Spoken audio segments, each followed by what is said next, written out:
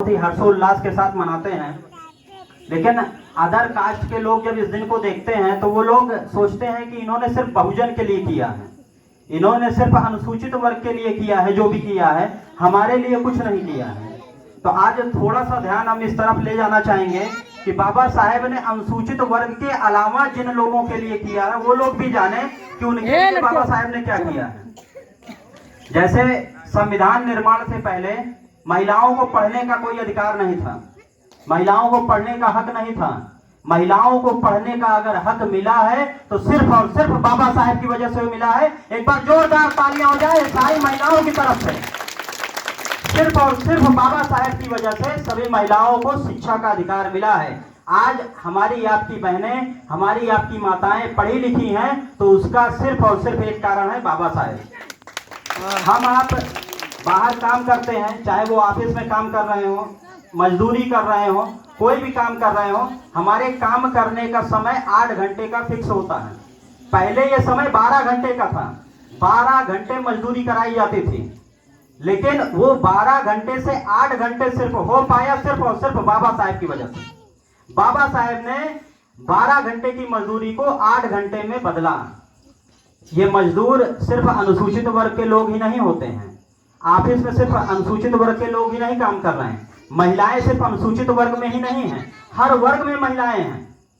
पहले जो उच्च जाति के लोग थे उनका शासन था, कोई रोकने टोकने वाला नहीं था, निम्न जातियों को दबाया जाता था।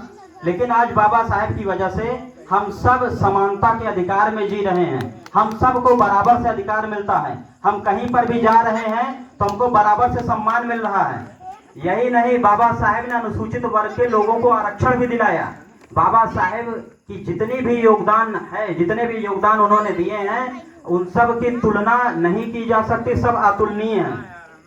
बाबा साहेब ने हिंदू कोड बिल के लिए बहुत सारे संघर्ष किए, वकालत की। अगर आप सभी लोग जानते होंगे हिंदू कोड बिल, तो हिंदू कोड बिल में विधवा विवाह, पहले महिलाएं जब विधवा होती थी तो उनको उनके पति के साथ जला दिया जाता था, जिसको सती प्रथा कहते थे। उसको समाप्त करना हम लोग पढ़ते हैं राजा राम मोहन राय ने किया था, लेकिन उसको अपने संविधान में लाने वाले डॉक्टर भीमराव अंबेडकर थे।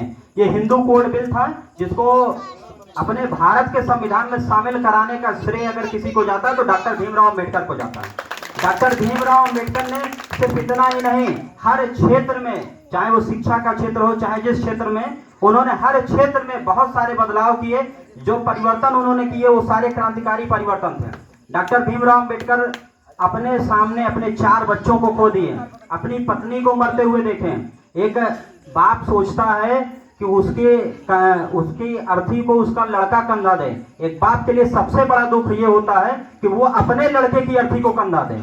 बाबा साहेब ने अपनी आंखों के सामने अपने 4 लड़कों को मरते हुए देखा, अपनी आंखों के सामने उन्होंने अपनी पत्नी को मरते हुए देखा। ये पूरी तरीके से टूट चुके थे, रात में पढ़ रहे थे। जब ये विदेश से वापस आए थे पढ़ाई करके, इनके पास तो एक बहुत अच्छा ऑप्शन था, ये चाहते तो विदेश में ही रह लेते। इन्होंने इतनी अच्छी शिक्षा ली थी, विदेश में तो कोई छुआछूत नहीं था। अगर ये चाहते तो ये उस समय विदेश में गए होते, विदेश में रहे होते, और विदेश में इनको सम्मान भी मिलता। इनकी पढ़ाई के अनुसार इनको विदेश में हमारे देश से कई अधिक सम्मान मिलता। लेकिन डॉक्टर भीमराव अंबेडकर विदेश में ना रह करके उन्होंने अपने समाज को जगाना उचित समझा। डॉक्टर भीमराव अंबेडकर पूरी तरीके से हार चुके थे, ये अपने घर में बैठकर पढ़ रहे थे, रात का समय था, अपने घर में बैठकर पढ़ रहे थे। उस समय एक विदेशी पत्रकार इनसे मिलने के लिए आया तो उन्होंने इनसे पूछा कि इस समय पूरी दुनिया सो रही है, रात का समय है और आप इतनी रात में बैठ करके पढ़ रहे हैं। तो इन्होंने बहुत ही सुंदर जवाब दिया, मैं इसलिए जग रहा हूं क्योंकि मेरा समाज सो रहा है, और जिस दिन समाज जगेगा उस दिन मुझको जगने की जरूरत नहीं होगी। डॉक्टर भीमराव अंबेडकर एक नाम नहीं है, डॉक्टर भीमराव अंबेडकर एक आदर्श है, एक ऐसा आदर्श है जिसको अगर हम सभी लोग दिल से ग्रहण कर लें तो शायद ही हमें किसी चीज की कमी होगी, शायद ही हमको किसी के सामने झुकने की जरूरत होगी। तो डॉक्टर भीमराव अंबेडकर के नाम पर एक बार जोरदार तालियां हो जाए।